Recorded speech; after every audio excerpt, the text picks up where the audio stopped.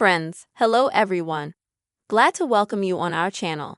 And in today's video clip, I will tell you, as well as show you how you can block chat in the application WhatsApp on your iPhone.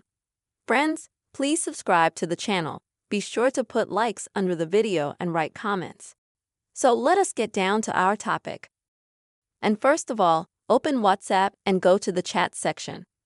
Next, friends, select the chat that you would like to block. Next, click on it and hold it down. And you will see a small menu like this below the chat.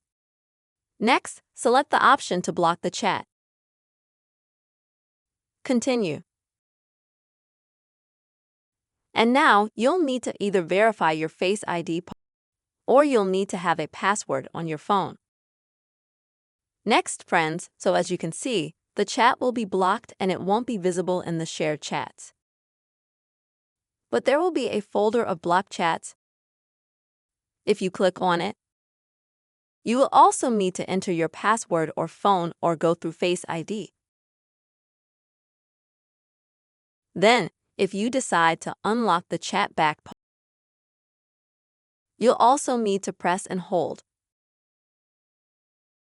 And at the bottom, you will need to select Unlock Chat. Then enter your password.